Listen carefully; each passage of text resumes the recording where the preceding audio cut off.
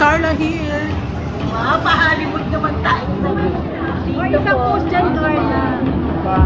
1, 2, 3. Ay, oh. May interview na rin. Andiyan ka na rin lang naman. Victorial to, hindi to interview. Carlo, mamaya tayo. Mamaya tayo. Nagpaalam na talaga ako doon. Kasi good for, may gagawin tayo, diba? Meron tayong tingog where it's campaign period na rin. Yes. Kaya nung Bawal mo na mag-appear sa kahit na anong show. Oo, bawal din naman kasi mag-appear sa kahit anong show pag magka-campaign ka. As an endorser of Tingog Party List, so kailangan natin mag-focus. Dahil ang party list, as we all know, national kasi ang campaign. Pang ilang nominee ka na ba? Hindi ako nag-nominee ngayon, but I'm endorsing. kahit endorser na, bawal. Bawal? Hindi naman. Pero sa campaign trail ba, sasama ka ni DJ? Hindi ko pa yan masasagot. Kumusta ang Pero- puso ni Carla? Okay naman, masayang masaya.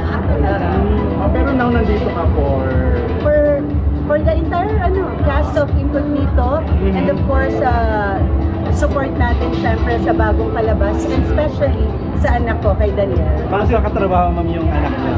Parang first time na matagal kayo magkakasama in one show. Support lang. Support lang. Support lang. Pero possible ba magkaroon ka ng role dito? Maybe yung bunso ko, si Carmela. Wow. Abangan po natin.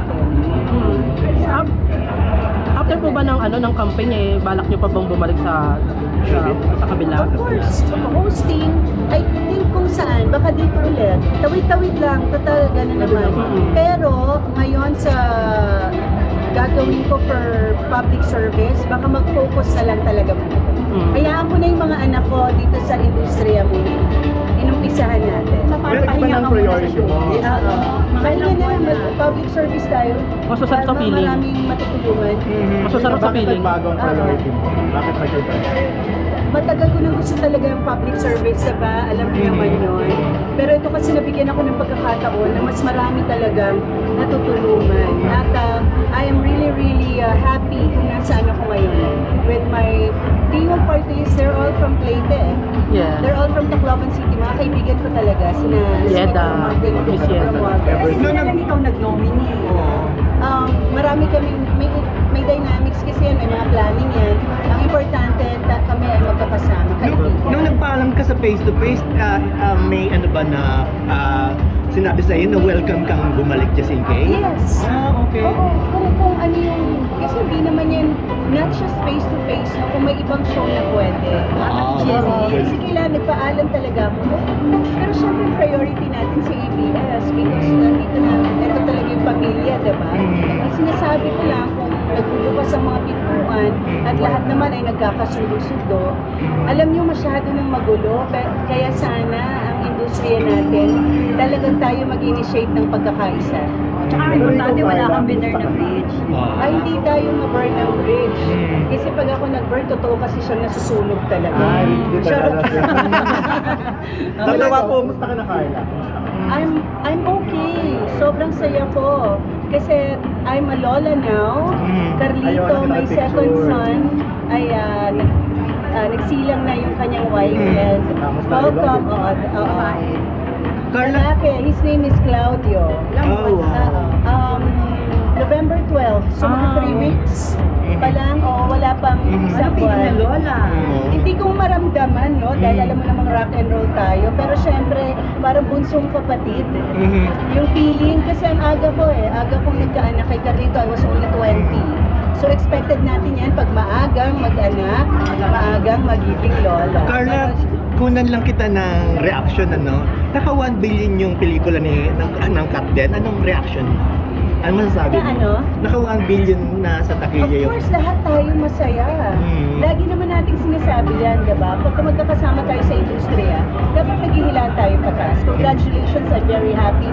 I'm very proud of Katrina Daniel. Na-congratulate mo na ba si Catherine? Ng personal. Ng personal? Hindi pa kami. Hindi pa. Ma'am, natuwa po ba kayo sa pagbabalik ni Daniel after a long time dito sa teleserye ng Yes. And action. Actually, hindi lang ako yung natuwa, no? Lalo na si Daniel. Kasi naging handa siya at matagal na nating pinaghahandaan ng isang aksyon na palabas. Wow. Kasi yan talaga actually yung halos hindi pa niya nagagawa. Nagawa na yung drama, comedy, and Romance. ito kasi all out action. All out. Ito kasi all out action. Happy siya with Tito Ian, Richard Gutierrez, Ian Generacion, and of course Baron Geisler. Well, Kasi talaga nakakahugot siya ng marami siyang natututunan.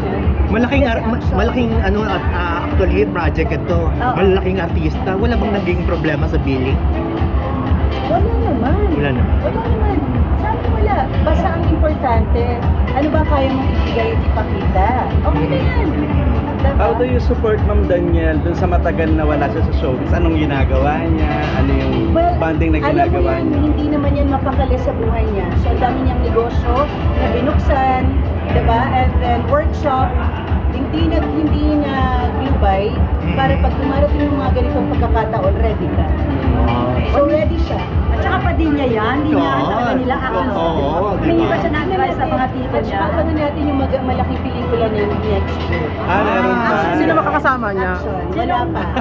Oo. How- Doon muna tayo. Masyado kayo na-excite ba? Ma'am, last. How do you support Daniel dun sa pinagdaanan niya for a long time, ma'am? Pinagdaanan niyang, kung may problem. Alam mo, ang mga nanay ang unang nalulungkot pag malungkot yung mga anak. Pag may pinagdadaanan yung mga anak, mas gusto mong kunin na lang yung mga pinagdadaanan nila. Pero, tuturuan din natin yung mga anak natin na bumangon mag-isa because it's not gonna be forever na kasama natin sila, diba? Paano pag mamaya wala na tayo? So, tuturuan natin yung mga anak natin tumibay yung mga buto nila. Tsaka independent na siya sa'yo, di ba? Sa iba na siya na sa Bahay. Lalaki yan. Actually, kahit yung mga girls kong anak, they're very independent. Wow. Ako, as a mother, alam mo, parang ako na yung pag-alala. Thank you, ma'am. Thank you. Salamat.